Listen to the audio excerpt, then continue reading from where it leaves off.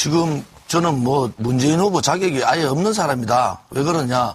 자유민주주의라는 게 대한민국의 정체성인데 이 종북 좌파 세력들을 등에 업고 대통령 되려고 하면은 자유민주주의 국가의 대통령 될 자격이 있느냐. 우선 그렇게 보고요. 또 하나는 노무현 사상, 김대중 사상을 따르겠다는데 저는 도대체 이해가 안 가요. 그분들이 뭘 그렇게 잘했는지 말이죠. 한 사람은 자살하고 한 사람은 아들들 부정부패 때문에 굉장히 어려운 말로를 간 거 아닙니까? 그래서 저는 문재인 후보가 대통령 후보로서의 자격이 없다. 특히 대한민국 대통령으로 자격이 없다. 왜? 핵의 이 중대한 안보관계에서 문재인 후보가 할 자리가 없어요. 북한하고 싸워도 될까 말까 하는데 북한 먼저 방문하겠다는 게 무슨 자격이 있습니까? 김정은 제압하고 핵을 완전히 제거할 수 있는 안보 대통령. 그 다음에 대한민국의 정체성인 자유민주주의를 지킬 수 있는 자유민주주의 체제 수호 대통령. 또 서민 경제를 일으킬 수 있는 서민 대통령. 청년들의 일자리를 만들어줄 수 있는 일자리 대통령. 또 지방과 중앙이 함께 사는 국토균형 발전을 이룬 분권 대통령. 이러한 대통령이 필요하지 않으십니까? 저 조원진과 함께 합시다. 또 저는 지금 유승민 후보 그 다음에 홍준표 후보가 합쳐도 10%가 안 나옵니다. 이 두 사람은 벌써 보수 우파들의 심판을 받은 것이다. 그러면 보수 우파를 대표할 수 있는 저 조원진으로 단일화시켜 주시면은 제가 문재인 후보 확실하게 이기겠습니다. 또 하나는 안철수 후보 뒤에는 박지원이 있지 않습니까? 안철수 찍어주면은 박지원이 상황하는 겁니다. 문재인과 박지원 절대로 안 됩니다. 이제 보수 후보 단일화를 통해서 저 조원진이 1, 2, 3, 4, 5번 다 누르고 6번이 대통령 되는 그런 기적을 이루도록 하겠습니다. 함께 해주시기를 부탁드리겠습니다. 조원진을 찍으면은 조원진이 대통령 됩니다. 내일이 북한의 인민군 창건 기념일입니다. 북한이 추가 도발을 하는 것 아니냐 걱정이 커지고 있습니다. 지난해 북한은 창건 기념일을 전후해서 잠수함 발사 탄도미사일 SLBM과 무수단 계열의 중거리 탄도미사일을 발사한 바 있습니다. 한반도에 긴장감이 감돌고 있는 가운데 트럼프 미국 대통령은 일본의 아베 총리와 중국 시진핑 주석과 잇따라 전화통화를 하며 이 북한에 대한 대책을 논의했습니다. 워싱턴에서 박승진 특파원입니다. 오늘 오전 전화통화에서 시진핑 국가주석은 중국은 유엔 안보리 결의 위반 행위를 결연히 반대한다고 밝혔습니다. 북한 도발에 대한 반대 입장을 분명히 한 것입니다. 시 주석은 그러면서도 유관 각국은 자제를 유지하고 한반도 긴장 행위를 피해야 한다. 각국은 한반도 비핵화를 위해 책임져야 할 일에 책임지고 같은 방향으로 가야 한다며 중재자 역할도 강조했습니다. 트럼프 대통령은 이에 대해 이달 초 미중 정상회담에서 좋은 회담을 했다면서 양국 관계 발전에 대해 매우 만족스럽다고 밝힌 것으로 전해졌습니다. 또 중국 국민에 대한 존경심을 표하면서 빨리 시 주석을 다시 만나길 기대한다고도 말했습니다. 트럼프가 강조했던 북핵 문제 해결을 위한 중국의 역할 요구를 시 주석이 어느 정도 지키고 있는 것으로 해석됐습니다.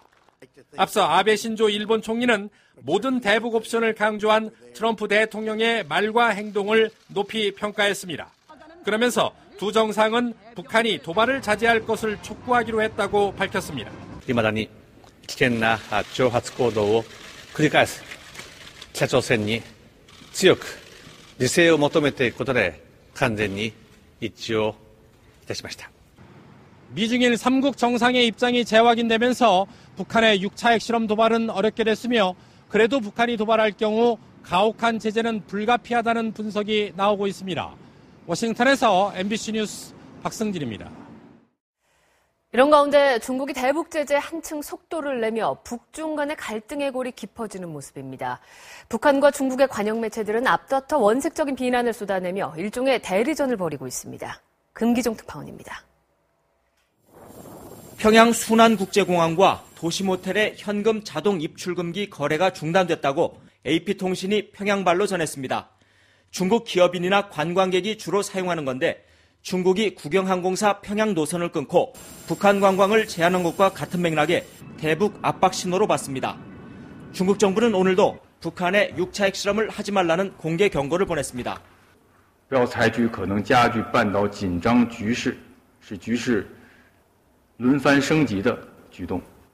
미중 정상회담 이후 북중 혈맹 관계는 점점 균열이 깊어지는 분위기입니다. 조선중앙통신은 중국을 겨냥해 미국의 장단에 춤추기가 그리 좋냐며 경제 제재에 매달린다면 파국적 후과를 각오하라며 으름장을 놨습니다. 북한의 핵과 미사일 도발에 대해 미국의 선제 타격도 용인할 수 있음을 내비쳤던 환구시보는 북한이 6차 핵실험을 하면 대북 원유 공급 제한을 지지할 것이라고 맞받아쳐 관영 매체 간 대리전이 격화되고 있습니다. 하지만 북중 관계가 파국으로 치닫진 않을 거란 전망이 아직은 우세합니다. 일각에선 북한에 도발하지 말라는 강한 신호를 주는 동시에 미국엔 북한이 도발을 자제하면 압박에서 협상 국면으로 분위기를 전환하자는 중국의 이중 신호라는 해석도 나오고 있습니다. 베이징에서 MBC 뉴스 금기정입니다. 전국 언론 노동조합이 이른바 언론계 블랙리스트를 작성해 발표한 것에 대해 문화방송이 언론노조 관계자들을 검찰에 고소했습니다.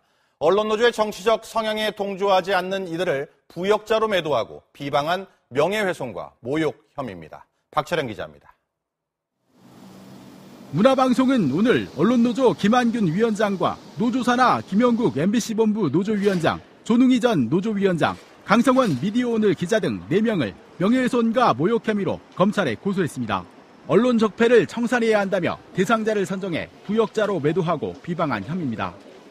민주노총 산하 언론노조는 지난해 12월과 이달 2차례 기자회견을 열고 언론계 인사 60명을 언론장악 부역자라고 발표했습니다.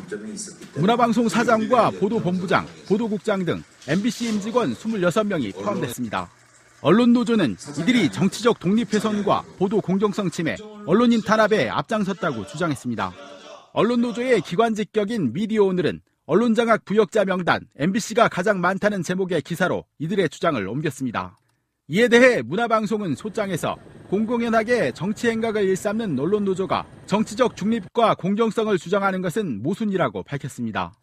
진보정치 세력과 연대해 노동자 민중의 정치 세력화를 추진한다는 언론노조 정치위원회 규정 등을 근거로 들며 언론노조는 정치 성향을 노골화 해왔다고 반박했습니다. 자신들의 정치적 입장에 동조하지 않는 이들을 부역자로 명명한 이른바 언론계 블랙리스트를 발표한 것은 사상과 표현의 자유를 파괴하는 반헌법적 행위라고 주장했습니다. 문화방송은 언론노조가 정치적 성향을 이유로 언론 종사자를 비방하는 행위에 대해서 앞으로도 엄정 대응할 것이라고 밝혔습니다. MBC 뉴스 박철현입니다. 언론노조는 노동자 정치 세력화를 기치로 내건다고 강령을 통해 명시하고 있습니다. 지난 대통령 선거가 있었던 2012년엔 위원정당으로 해산된 통진당과 정책 협약을 맺기도 했습니다. 백연상 기자입니다. 현직 언론인들을 부역자로 규정한 전국 언론노조는 민주노총 산하에 있으며 강령에 노동자의 정치 세력화를 기치로 내걸고 진보정당 활동 관련 교육 선전을 명시한 정치위원회를 두고 있습니다. 또 대중적인 정치사업 집행을 위해 정치기금을 운영한다고 규정하고 있습니다. 지난 대선 때 통진당과 정책협약을 체결한 언론노조는 이번 대선에선 더불어민주당 문재인 후보에게 미디어 정책 제안서를 전달했고 문 후보는 이를 수용할 것을 약속했습니다. 원로 언론인들은 정치 성향이 뚜렷한 언론노조가 언론계 블랙리스트를 만든 것에 대해 강한 어조로 비판했습니다. 저는 그 명단을 올린 사람들이 말하자면은 언론계에서 추방돼야 될 사람이라고 난 생각을 합니다. 언론의 정도를 가자고 하는 사람들을 골라가지고 일종의 숙청 대상으로 삼은 건데. 부역자는 6.25 전쟁 때 북한군의 남침을 피하지 못한 시민들을 인민재판에 회부한 사람들입니다. 공산당의 비협조적이란 이유만으로도 반동군자로 몰아 인민재판을 벌여 길거리에서 무차별 학살했다. 북한군이 점령한 지역에서 공산당에 적극 협조한 인민위원장과 인민반장 그 일당인데 이들을 부역자라 일컬었습니다. 북한에서는 대체로 한 70년대, 80년대서부터 부역자란 말을 쭉 써오지 않았는가. 전문가들은 부역이라는 단어는 우리 민족끼리 같은 북한 선전 매체들이 주로 써온 용어라고 설명합니다. MBC 뉴스 백연상. 1950, 60년대 주한미군으로 복무했던 노병 2명이 당시 모습을 담은 희귀 사진 자료 1,300여 점을 우리나라에 기증했습니다. 푸른 눈의 노병들이 기억하는 전후 대한민국은 어떤 모습일까요? 최진아 기자가 전해드립니다. 전쟁의 상흔을 조금씩 벗기 시작한 1950년대 말 서울 용산. 현대식 석조 건물에 미장원과 세탁소가 들어서고 비포장 도로 옆으론 노점상이 자리 잡았습니다. 비록 엄마 아빠 곁은 아니지만 활짝 웃고 있는 보육원 아이들의 모습에서 한 줄기 희망도 엿보입니다. 1960년대 시청 앞 도로엔 차들이 줄지어 달리고 기차역과 체육관이 도시의 모습을 하루가 다르게 바꾸어 놓았습니다. 5, 60년대 생활상을 1300여 장 사진에 담은 주인공은 당시 한국에 파병됐던 닐 미샬로프와 폴 블랙. 세월은 흘렀지만 아직 또렷한 당시의 그리움까지 사진 속에 담겨 있습니다. I was 24 years old in 1967. Well, it was a beautiful country with beautiful people. And it was, so much different than what I had seen in my life before.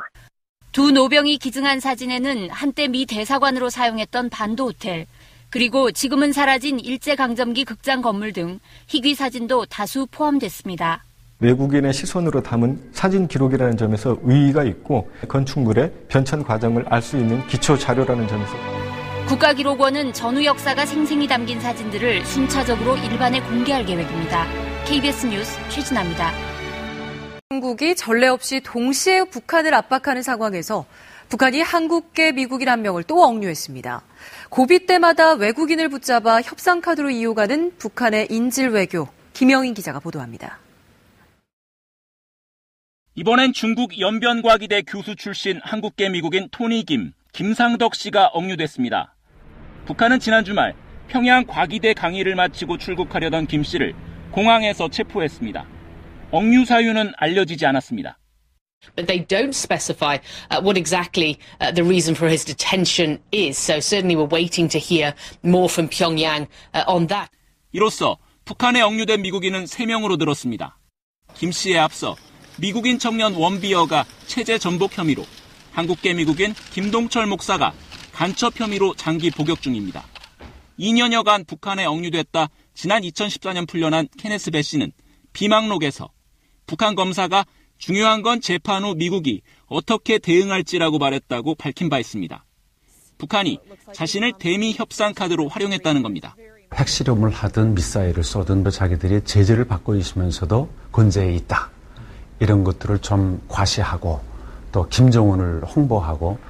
북한은 지난 2009년에도 미국 여기자 2명을 납치해 대미 협상 카드로 활용한 바 있습니다. 하지만 토니 김 씨는 함경북도 수재민들과 고아들을 돕는 등 10년 가까이 대북 인도 지원 활동을 해와 자신들을 돕는 사람까지 인질 외교 대상으로 이용한다는 점에서 충격을 주고 있습니다. KBS 뉴스 김영인입니다. 동해안 대표 어종인 오징어 횡량이 갈수록 줄고 있습니다. 중국 어선이 북한 동해 수역에서 조업하면서 오징어를 싹쓸이하기 때문인데 통계를 보면 이 같은 추세가 확실히 나타납니다. 조현주 기자가 살펴봤습니다.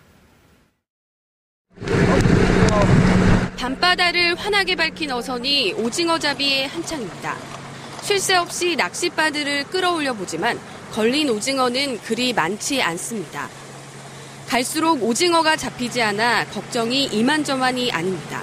100톤을 잡았다면은 10년 후인 지금 작년 같은 경우에는 진짜 한 10톤, 20톤 정도로 그 정도로 어획 감소가 많이 된 편이죠. 실제로 지난해 강원 지역 오징어 어획량은 6,748톤으로 지난 2004년 22,243톤보다 3분의 1로 줄었습니다. 어민들은 북한 동해 수역에서 조업하는 중국 어선이 어획량 감소에 영향을 준 것으로 보고 있습니다.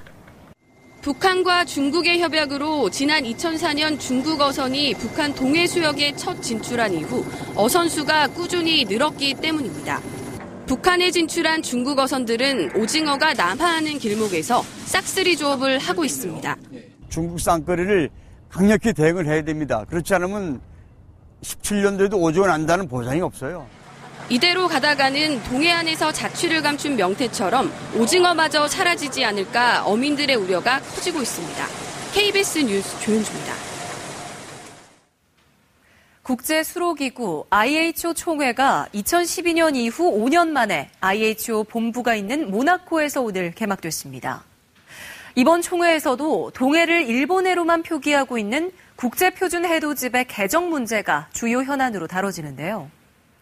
이 해도집은 1929년에 처음 발간됐는데 당시 우리나라가 국권을 상실한 상태였던 만큼 동해가 일본해로 표기됐고 이 표기가 지금까지 유지되고 있는 겁니다. 우리 정부는 1997년부터 동해 단독 표기로 바꿔야 하고 최종 합의에 이르기 전까지는 동해와 일본해를 병기하자고 주장해 왔는데요. 일본의 반대로 20년째 평행선을 달리고 있습니다. 근본적인 해결책은 무엇인지 박원기 기자가 보도합니다. 세계적인 지도회사 월드 아틀라스는 과거 일본에만 있었던 지도에 지금은 동해도 함께 놓고 있습니다. 반크 등 국내 민간단체들이 꾸준히 문제 제기한 것이 변화를 이끌어낸 겁니다. So to tell the user that this name is not the only name, there are other names that exist. 미국 버지니아주에서는 지난 2014년 초등학교 교과서에 일본해뿐 아니라 동해를 병기하도록 법이 개정되기도 했습니다. 마찬가지로 뒤에는 교민들의 숨은 노력이 있었습니다. It's the right thing to do because, again, for 1,000 years, it was the East Sea. It's the right thing to do because when you know the history of how the name was dropped. 이런 노력들이 하나둘 빛을 발하면서 민간 지도에서 동해와 일본해를 병기하는 비율이 지난 2000년 2.8%에서 2009년 28%로 크게 올랐고 지금도 증가 추세입니다. 국제수로기구 IHO 해도집의 표기가 동해로 바뀌거나 최소한 동해를 병기하는 쪽으로 바뀐다면 획기적인 전환점이 될 수 있습니다. S23 개정 필요성을 IHO 회원국들에 납득시키고 동해 병기가 확산될 수 있도록 이런 민간 차원의 노력도 병행해 나가는 투트랙 전략이 필요하다고 생각합니다. 하지만 최근 민간 영역에서도 한동안 주춤했던 일본의 일본해 표기 반격이 거세지고 있어서 범국민적 관심과 대응이 필요합니다.